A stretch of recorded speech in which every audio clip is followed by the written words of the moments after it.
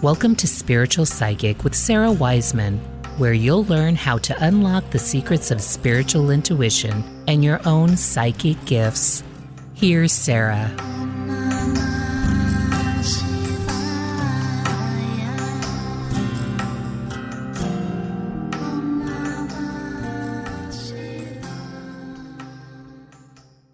Hey friends, I'm Sarah Wiseman, and today we're talking about, do others feel the same? I'm just going to read these messages. Do others feel the same? When you become self-determined, you move toward self-actualization, meaning you do not accept the role of victim, even if you are a victim. You notice this as an experience. You understand that the pain and suffering you feel is no different, no bigger, no stronger, no worse, no more profound than the pain and suffering felt by some being, anyone, at any time. You accept yourself as one of one, and you understand that even with your particular pain and suffering, you are not alone. Others are in the abyss right now. Others are feeling pain right now. Others are recovering, working through, healing right now. Others are walking away from abusers, from pain, from darkness right now. And I really like this because it allows us to really look at collective experience and have compassion for everyone and everything all the time. If there is a place that, if we look at, sometimes these messages say suffering, bliss, and bliss are two sides of the same coin. So if we look at joy and pain as this sort of continuum of the human experience, and potentially as we're first becoming aware, the joy and pain are very intense. And as we sort of elevate ourselves to a slightly higher level of understanding, the joy and the pain sort of tend to balance out or reach an equanimity of a sort.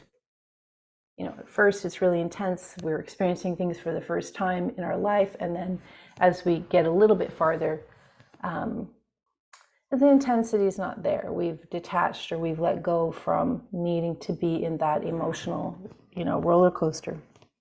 But the piece here that I like is this idea of not being the victim, even if you are the victim. And I am well aware in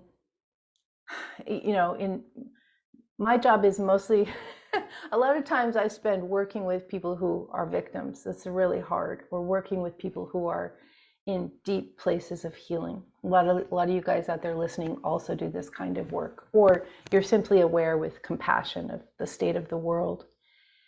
And this idea that if you're a victim, this is an experience you're having, and the goal or the idea is to grow through it.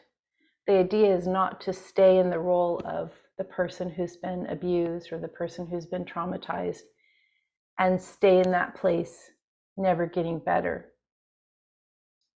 The way forward is to work through that shroud of pain and come to a different understanding. And one of the ways is to understand that, it's like, not only are you not alone, but you're not the only one. And this can be momentarily even more depressing at some level.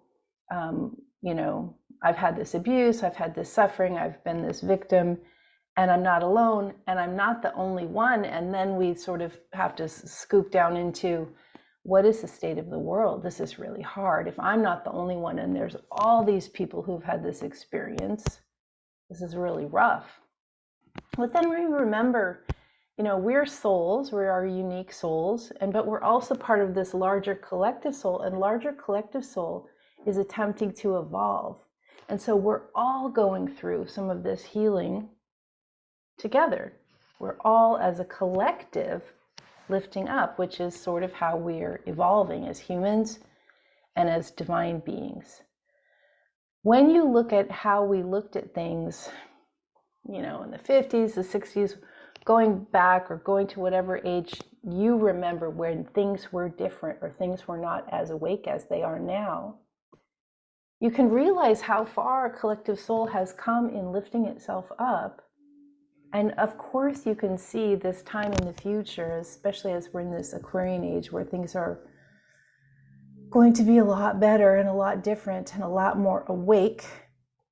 We can see, this path forward. So if you are in extreme suffering and pain right now, trust you're not alone. Trust that many others are in this exact same place, and also trust that as a collective, we are attempting to raise to the next level of awareness as a collective, as evolving beings. It's not great when you're in suffering that you're in suffering. It's really hard. It's really hard.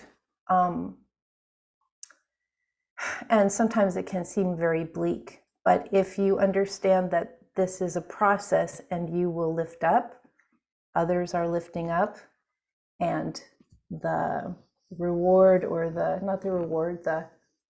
outcome with all of us working through is an evolved collective, which is a very good thing. I'm Sarah Wiseman. Thank you for listening.